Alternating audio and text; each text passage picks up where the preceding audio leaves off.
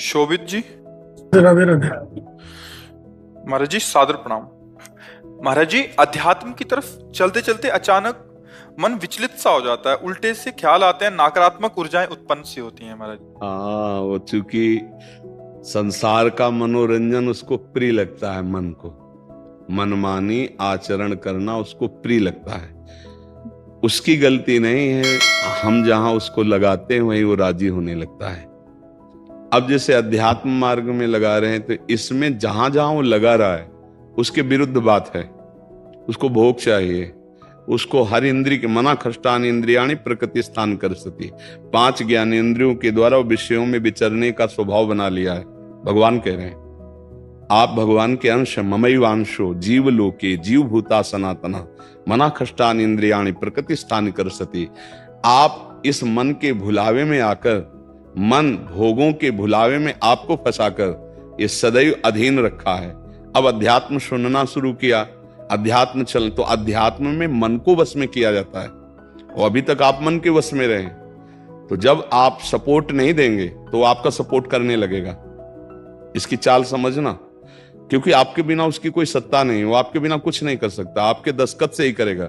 जैसे हमारा मन कह रहा है मैं देखूं, हम कह रहे नहीं देखना है, और वो 100 बार कहेगा देखो, आप कहोगे नहीं ये देखो, अब वो लग जाएगा जिधर आप लगाओगे, पर वो कुछ समय तक लगेगा, फिर वो आपको वश में करने की कोशिश करेगा, और वो जब आप ना करेंगे तो आपको जलाएगा। अगर उस जलन को सह गए तो मन को अधीन कर लेंगे, और नहीं सह गए तो मन आपको अधीन कर लेगा। ये खेल चल रहा है। प्रायः सब मन के अधीन ही होते हैं। मन को कोई चेला बनाने वही सच्चा गुरु। दूसरों को तो चेला बनाना सहज है, मन को जो चेला बना ले वही सच्चा गुरु। मन ने सबको चेला बना रखा है, नहीं बना रखा? जैसा जैसा कहता है वैसे ही करना पड़ता है। और बड़ा बात यह है कि मन को हम जैसा कहें शास्त्र आज्ञा से वैसा चला ले सो महात्मा, वही गुरु, वही भक्त। नहीं तो भाई भेष चाहे जो हो, पर मन के अधीनता से मुक्त होना बहुत कठिन होता है। कोई बिरला मन को अधीन करके भगवान की प्राप्ति करता है। तो आप लोग उसी बिरले में हैं, क्योंकि अगर सत्संग मिल रहा है, साधु संग मिल रहा है और अध्यात्म की बातें सुन रहे हैं, अध्यात्म में चल रहे हैं, तो हम ये नहीं कह सकते कि हमारे ऊपर भगवान की कृपा नहीं। कृपा है, पर हमें विचलित नहीं होना। कम से कम ये बात आप स्वीकार करते हैं कि कभी कभी वो हमको गिराने की कोशिश करता है, अर्थात आपका बहुत सहयोग देने लगा है। तो एक समय था कि हम पूरे उसके अधीन थे, आज है कि आधा आधा हो गया है। आधा वो हमारे अधीन हो रहा है, आधा अपने अधीन करना चाहता है। तो चढ़ाई और चढ़ते जाओ, उसके पॉइंट कम करते जाओ, अपने पॉइंट बढ़ाते जाओ कि अब 60%, अब 65%, अब 70%। फिर जिस दिन 100% तो तुम्हारे अधीन हो गया, उसी दिन भगवान के आनंद का जो स्वरूप है वो प्रकाशित कर देगा। अब ये लड़ाई बहुत जोर की है, छोटी मोटी लड़ाई नहीं है। वो छोटा मोटा शक्तिशाली नहीं, बहुत शक्तिशाली है। क्या? आपको सपोर्ट देगा, राधा राधा राधा, फिर धीरे से आपके सामने रखेगा। देखो इतने दिन जब करते हुआ कोई सुख तो नहीं मिल रहा, इसको भोगो, अभी आनंद आ जाएगा। और देखो ये भोग आपके पास व्यवस्थित है, देखो ना, अभी आनंद आ जाएगा। अच्छा, अब रुका राधा नाम, अब वो उस भोग में ले गया। अब राधा नाम जपना चाहोगे तो अच्छा नहीं लगेगा, अरुचि, वो अपने अधीन करता चला जाएगा। कोई विवेकवान गुरु कृपा पात्र इसकी ये चाल समझ जाता है, अरे अरे मुझे तो पुनः फंसा रहा है, गिरा रहा है। नहीं नहीं नहीं, राधा राधा राधा राधा राधा राधा राधा राधा राधा, तब बचा जा सकता है। ले ये बहुत प्रवीण है मन, बहुत फुसला के फंसाता है। ऐसे ही फंसाता है कि देखो देख लेंगे, छुएंगे थोड़ी, नजदीक पहुंचा जिस विषय का छू लेंगे, कुछ होगा थोड़ी, और धीरे धीरे धीरे वो तुम्हें लगेगा कि यार गलती हो गई, ऐसा क्यों हो गया, ऐसा यूं हो गया कि उसकी चाल को नहीं समझ पाए हम, उसकी चाल को नहीं समझ पाए। हर एक इंद्री के साथ ये जुड़ा हुआ है। ये सुन लेंगे, ये देख लेंगे, ये छू लेंगे, ये भोग लेंगे, इन्हीं इंद्रियों के कारण हमें परमात्मा प्राप्ति नहीं हो रही। यही इंद्रियां भोगों में फंसाए हुए हैं और उसका मुखिया ये मन है। और ये बहुत चतुर मंत्री है आपका मंत्री। पर ऐसा समझ लो कि भोला राजा और चतुर मंत्री, तो उसकी दुर्दशा कैसी होती राजा की। जो सलाह देता है वैसे ही कर देता है और वो फंसता चला जाता है। और मंत्री अपने को बलवान बनाकर केवल नाम मात्र का राजा उसको बनाए हुए सारा काम वही कर रहा है। देख लो आप, नाम मात्र के आप जीव आत्मा भगवान के अंश हो, सारा काम वही मन कर रहा है। हमारा मन कर रहा है आज ये खाएं तो हम खाएं, नहीं, ये मन की मांग है, तेरी मांग नहीं है। लेकिन ऐसा कौन भेद पैदा कर पाता है। अब मेरा मन कह रहा है आज ये देखा जाए, तो अब भाई देखा जाए। मेरा मन कह रहा है, तो कभी कभी मन अच्छा सपोर्ट करता है। जैसे आपको मन ने ही कहा चलो चलते हैं सत्संग में, बाबा के पास बैठते हैं वृंदावन में, तो अच्छा सपोर्ट दिया ना। वो सपोर्ट ना देता तो आप नहीं आ पाते। बस इसको अच्छे सपोर्ट के पॉइंट में लगाते रहो। और जब बुरा सपोर्ट करे उस समय सहना बहुत कठिन होता है। अगर मन ने ठान लिया कि अब ये करना है और आपने कह दिया ना, तो आपको जलाना शुरू करेगा। और उस जलन को जो सह गया, यम ही न व्यथ्यन्ते ते पुरुषम पुरुषर्षव सम दुखा सुखाधीरम स्वमृतत्वाय कल्पते, उस जलन को जो सह गया सो भगवान को प्राप्त करने की सामर्थ्य रख लेता है। बहुत कठिन है मन की जलन को सहना। बाहर के थप्पड़ सह जाना सही, लेकिन मन के थप्पड़ सहना बहुत कठिन, सबको गिरा देता है। इसका बहुत विचित्र बल होता है और इससे बचने का केवल एक उपाय है, नाम जप न छूटे और ये स्वीकार मत करो कि मुझे चाहिए। जैसे मन कह रहा है आज उस होटल में चलते हैं, अब रसेंद्री और मन एक हो गया है। अब आपको लगता है मेरी मांग है, तो बोले भाई आज मेरा मन कह रहा है यही, आज मेरा मन कह रहा है कि आज उस होटल का भोजन होना चाहिए। अरे तेरा मन कह रहा है, तू खुद कह रहा है, अब उसमें निर्णय करो सही है कि गलत। अगर गलत लग रहा है इसकी चाल तो आप मत जाओ। घर में रोटी दाल बनाओ, इसको अच्छा नहीं लगेगा, ये 100 बार कहेगा नहीं नहीं, तो आपको नहीं भाई आज तो यही खाना पड़ेगा। कल भले विचार करेंगे, कल विचार करेंगे आपकी बात पर आज नहीं, आज तो ऐसे बस में करना होता है। एक साधु के मन में आई कि खीर मिले, बहुत दिन से नहीं मिली, मन है कभी कुछ भी सोच सकता है, बहुत व्याकुलता हो गई, बस खीर खीर खीर। तो एक भगत के यहां गए, 10-5 गाय भैंस बंधी थी। उन्होंने कहा कि आपकी श्रद्धा है संतों पर। उन्होंने कहा महाराज आदेश कीजिए। तो बोले 10 संतों के लिए खीर बना सकते हो आप? बोले 20, घर का दूध है, हम 20 संतों के लिए बना देंगे। बोले हम 11 बजे आएंगे दोपहर के, आप बना के तैयार रखिए। वो अकेले आए तो उनका और संत, बोले और संत यही है सर। अकेले कमरे में बैठे 20 संतों की खीर, और कहा आप लोग बाहर हो जाइए, हम एकांत में पाना चाहते हैं। वो पाए तो भाई 20 संतों के लिए खीर बनी, मतलब 20 पेट भर जाए। तो अब पाए, फिर एकदम यहां तक हो गए तो उल्टी हो गई, फिर मिलाया उसी को। फिर मन कह रहा नहीं अब खीर नहीं चाहिए, बोले नहीं खाओ खाओ खीर खाओ। रोमांच हो गया, नहीं खाएंगे एकदम। तो बोले जिंदगी में खीर का नाम मत लेना, जिंदगी तो या तो ऐसे उतरो, या तो ऐसे उतरो। इसको वश में करना बहुत अच्छा। एकदम विरोध भी नहीं कर सकते आप इसका, चल ही नहीं पाओगे। इसका विरोध भी एकदम नहीं कर सकते, सपोर्ट भी करना पड़ेगा। तो अच्छी बात में इसका सपोर्ट करो। अब कह रहा है जैसे हमें आज मीठा खाना है, ठीक है तुम्हारी मांग बुरी नहीं है। गए किसी अच्छी दुकान से लिया, ठाकुर जी को भोग लगाया, पाली, तो उसका सपोर्ट हो गया। अब वो बुरी बात कह रहा है, अब नहीं मानना है। उस समय जो जलन उसे सह जाओ, बस यही साधना का है। मन को अगर अधीन कर लिया तो बात बन गई। एक हम बार बार सुनाया करते कि मन मारिया तन बस में की ना, हुआ भरम सब दूर, बाहर से कछ दिखत नाई, अंदर चमके नूर। आपो त्याग जगत में बैठे नहीं किसी से काम, उनमें तो कछु अंतर नाई, संत कहो चाहे राम। वो गृहस्थी में भी है।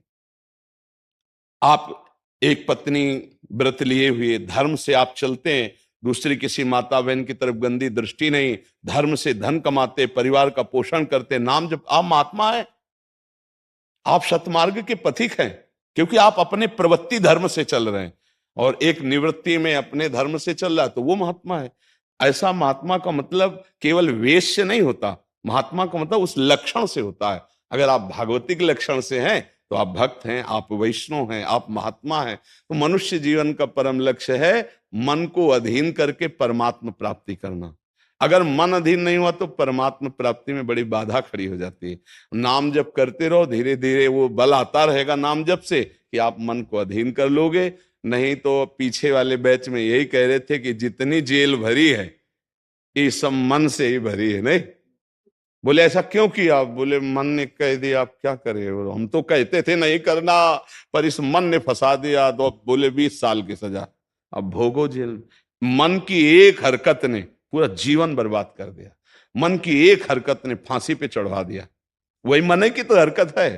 तो हमें लगता है बहुत होश में रहा जाए, ये जो मंत्री है सलाहकार मन, इस पर नजर रखी जाए कि इसकी गलत सलाह पे दस्तखत ना करो। और अगर आप स्वीकृति नहीं देंगे तो कुछ नहीं कर पाएगा, पक्का समझना। आपकी स्वीकृति से ही होता है जो कुछ होता है। आप जहां कह देते हैं कि चलो अच्छा ठीक है, बस फिर आपकी कोई गम नहीं है, वो आपसे करवा के मालेगा। इतना बलवान मन है, बड़े बड़ों से करवा लेता है। आप तो मान लो गृहस्थी में हो, जिसने आजीवन भगवान का मार्ग चयन किया है उसको भूल में डाल देता है, गलत मार्ग में ले जाता है। आप तो गृहस्थी में मान लो आपसे चूक होना स्वाभाविक है, क्योंकि प्रपंच माया प्रपंच में जिसने जीवन भर के लिए नियम लिया है उससे भी चूक करवा देता है। बड़ा विचित्र मन है। हाँ, अगर मन कहीं अधीन हुआ है तो भगवान का आश्रय लेकर और विवेक के द्वारा इसे अधीन किया जाता है। और विवेक ये बाजार में मिलता नहीं है, ये सत्संग से मिलता है। जैसे आप सुन रहे हैं, बिन सत्संग विवेक न होई और राम कृपा बिन सुलभ न सोई। सत्संग होता है भगवान की कृपा से और सत्संग से मिलता है विवेक, और विवेक से मन का शासन। निर्णय किया है तू गलत सलाह दे रहा है और मेरी मांग नहीं तेरी मांग है, मैं इसको रिजेक्ट करता हूं, नहीं पास करता हूं।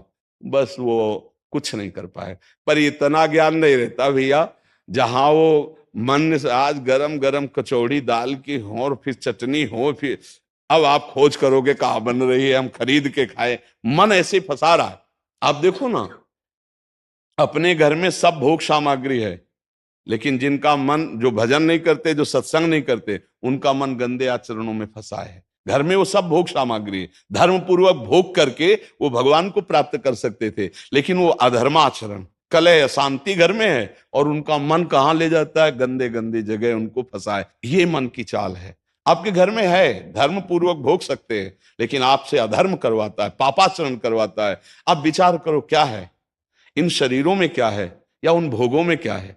कितना भोगोगे? चाहे जितना भोग लो, कभी तृप्ति होने वाली नहीं। और धर्म से चलोगे तो एक दिन इनसे निवृत्ति हो जाएगी, तृप्ति तो नहीं, निवृत्ति हो जाएगी और आप प्रभु को प्यारे, प्रभु के प्रियजन बन जाएंगे। यही मनुष्य जीवन का लाभ है कि हम कमाई करने आए धर्म की, पुण्य की, नाम की, भगवान का नाम जप करके मंगल करने की, पर ये दिमाग में नहीं रहता और यही लगता है जितना धन हो जाए, जितनी भोग सामग्री हो जाए, खूब भोगे, मौज से जिए।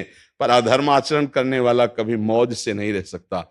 ये शब्द याद रखो, चिंता, भय, शोक, घबराहट और दुख, ये उसको कभी छोड़ेगा नहीं जो पाप कर्म करता है। अचानक बेमतलब की कल्पना भय की सवार रहेगी और धीरे धीरे वो मन डिप्रेशन में पहुंचने लगता है। क्यों? क्योंकि पापाचरण हो जाता है। और घर के किसी व्यक्ति से ठीक से बात नहीं करेगा। क्यों? अंदर से डिस्टर्ब हो चुका है। ये क्यों हुआ? बोले पापाचरण से हुआ। आज बहुत ज्यादा लोग डिप्रेशन में जा रहे हैं, बहुत ज्यादा लोग। इसका कारण जानते हो क्या है? यही मनमानी आचरण। मनमानी आचरण बचपन से शुरू हो जाता है, गंदा आचरण, गंदा व्यवहार, और वो दिमाग काम नहीं करता। एक प्रियता हमारे अंदर होती है कि कोई हमें प्यार करे, आप समझना। एक हमारे अंदर प्रेम की मांग होती है कि कोई हमें प्यार करे। नौ किशोर अवस्था में, जब यौवन अवस्था का, अगर उस समय हमें गलत संग मिल गया तो विक्षिप्त हो जाता है चित्त। अच्छा, प्यार कोई समझ पावे तो मुश्किल की बात है, प्रेम का निर्वाह तो सिर्फ भगवान करते हैं, या भगवान प्रदत्त ऐसा कोई दे दे जो प्रेम का निर्वाह करे। नहीं, अपने हृदय से जिसको हम प्रेम करते हैं और वो कहीं दूसरी जगह देख रहा है, अब विक्षिप्त हो जाएगा वो व्यक्ति, नहीं हो जाएगा। और ये प्राय बहुत तायत में हो रहा है। क्यों? क्योंकि पूर्व संस्कार बन गए।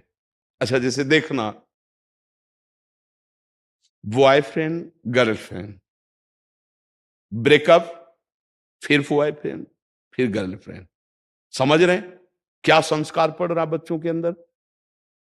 अब वो जब वर्ण करेंगे एक पति का, तो उनके अंदर निष्ठा आ पाएगी, वो संयम से चल पाएंगे, वो एक गृहस्थी को संभाल पाएंगे, वो अपने पति या पत्नी पर पूर्ण प्रेम कर पाएंगे? नहीं कर पाएंगे। क्यों? क्योंकि आदत खराब हो चुकी, संस्कार खराब हो चुके। अब ये हमारे समाज में ज्यादा फैल रहा है, नहीं फैल रहा है। अब जहां मन को संयम में लाने की बात आती है, वहां मन को तो हमने पहले ही रद्दी कागज बना दिया, पहले ही हमने उसको गंदा कर दिया। अब कैसे हो सकता है? गृहस्थी बहुत पावन मार्ग है, कोई ऐसा नहीं है। मान लो पवित्र शरीर दोनों के हैं और फिर धर्म से ग्रहण किया गया, तो वो फिर एक अच्छी गृहस्थी बनती है। अब पहले ही, इसलिए भाई बहुत संभालने की जरूरत। आप तो बड़े भाग्यशाली जो अध्यात्म में इस बात को समझ रहे, नहीं तो आज हमारा समाज थोड़ा गलत रास्ते की तरफ जा रहा है, गलत मार्ग है जिसको कोई समझ नहीं रहा। हमारे नवीन नवीन बच्चे, नवीन नवीन बच्चियां, नवीन नवीन भाई इस भूल में फंस गए कि ये सुख है और ये भोगना मतलब जीवन का लाभ है। नहीं नहीं नहीं, इसको धर्म के अंतर्गत रखा गया। देखो, हमारे शास्त्र में 4 पुरुषार्थ रखे गए: धर्म, अर्थ, काम, मोक्ष। काम कहां है? तीसरे नंबर पे है। पहले में क्या है? धर्म, और आखिरी में क्या है? मोक्ष। जो धर्म से चलता है, धन धर्म से कमाता है, धर्म से काम भोग करता है, वो मोक्ष को प्राप्त हो जाता है। आज 2 बातें हट गई, पहली और आखिरी, धर्म और मोक्ष हट गया, अब अर्थ और काम रह गया, नहीं रह गया। बस यही पशुता बढ़ती चली जा रही है। अब ये संतों की बातें कड़वी लगेंगी समाज को, लेकिन भैया बहुत गलत रास्ते में अपने लोग जा रहे हैं। इससे लौटना अभी संभव है, अभी लौटना संभव है। अगर कदम आगे बढ़ते चले गए तो आप लौट नहीं पाएंगे। आप देखो, हमारे नवीन बच्चों में बहुत डिप्रेशन की ये बात आती चली जाए। क्यों? विक्षेप पे विक्षेप पड़ रहा है। अब वो उससे आसक्त है, वो ब्रेकअप हो गया, अब उसका दिमाग पे जो भार पड़ा वो पूरे जीवन की जीवनी शक्ति को नष्ट कर रहा है, चाहे बच्चा हो चाहे बच्ची हो। मतलब कई ऐसी समस्याएं प्रकट हो रही हैं जो अपनी बात कह नहीं सकते हैं और अंदर ही अंदर वो अपने को खोखला कर लेते हैं। हमें लगता है कि माता पिता को, परिवार को इन समस्याओं से, बच्चों से जुड़कर उनको हटाना चाहिए, उनको शिक्षा देनी चाहिए, उनको ऐसा मित्रवत बल देना चाहिए जिससे उनकी मानसिकता उभरे। अगर ये छूट बनी रही, इसे कहा जाता है दोस्ती, लेकिन भारी दुश्मनी फैल रही है, भारी हमारे जीवन का नाश करने वाली वृत्तियां फैल रही। तो इसलिए इससे बचा जाए और नाम जप किया जाए। अगर मन को छूट मिल जाए तो नरक पहुंचाने की पूरी व्यवस्था कर देगा। मन को छूट मिल जाए तो भारी से भारी अपराध करा देगा और जलाता रहेगा। इसलिए मन को छूट ना दी जाए, और मन को छूट ना दी जाए इसके लिए जो चाहिए विवेक, वो सत्संग सुना जाए, और जो बल चाहिए वो नाम जप किया जाए। नाम का बल और सत्संग का विवेक, ये 2 ही बचा सकते। साधन को हरिभजन है, कै सत्संग सहाय। प्रेमानंद का बच्चा होकर के तू उदास हो जाए? नहीं यार, फांसी का भी अवसर आने पर हमारे देशवासियों ने जय हिंद बोलकर फांसी चढ़ाई यार। देशभक्ति में भी तुम श्यामा श्याम के भक्त हो, शरीर रोगी हो गया तो मुस्कुराओ।